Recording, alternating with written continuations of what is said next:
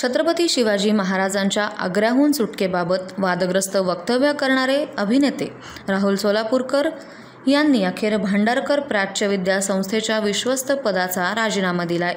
संस्थेनं सोलापूरकरांचा राजीनामा तातडीनं मंजूर देखील केला आहे। वादग्रस्त वक्तव्यावर टीका होऊ लागल्यानंतर राहुल सोलापूरकर यांनी जाहीर माफी मागितली होती।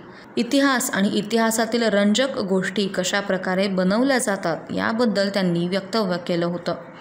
छत्रपती शिवाजी महाराजांचा अपमान करण्याचा माझा कोणताही हेतू नव्हता, तसा विचारसुद्धा माझ्या मनात कधी येणार नाही, परंतु मी मुलाखतीत बोलताना महाराजांनी लाच दिल्याचा शब्द वापरला, त्याविषयी मी दिलगिरी व्यक्त करतो, असा माफीनामा त्यांनी दिलाय।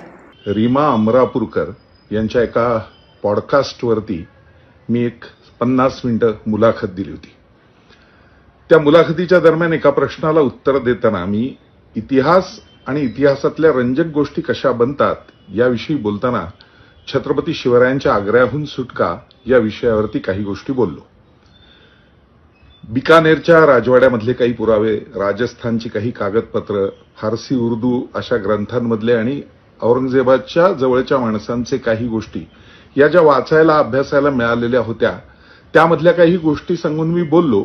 आणि हे बोलताना महाराजांनी कोणाला रत्न दिली, कोणाला पैसे दिले, काय काय केलं, हे सगळं याचं फक्त एकत्रीकरण करताना महाराजांनी इतर लोकांना औरंगजेबाच्या जवळच्या कशा पद्धतीने आपल्या बाजूला वळवून घेतलं आणि तिथनं स्वतःची सुटका करून घेतली हा विषय मांडताना मी लाच हा शब्द वापरला।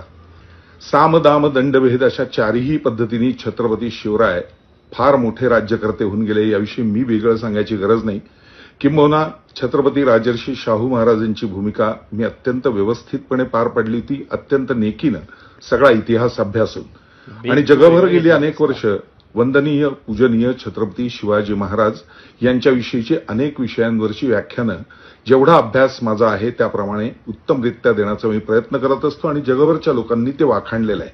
त्यामुळे छत्रपती शिवरायांचा अपमान करायचा हे माझ्या मनात येऊ सुद्धा शकत नाही, त्याचा विचार सुद्धा होऊ शकत नाही। कुणीतरी फक्त त्या पॉडकास्टमधली 2 वाक्य काढून महाराजांनी लाच दिली असा हा बोलला असं म्हणून त्याच्यावरनं जे काही संपूर्ण गदारोळ उठवायला प्रयत्न केला आहे, माझं असं प्रामाणिक सांगणं आहे, यातला कुठलाही हेतू माझा महाराजांचा एवढासा सुद्धा नखबर सुद्धा अपमान करण्याचा नाही।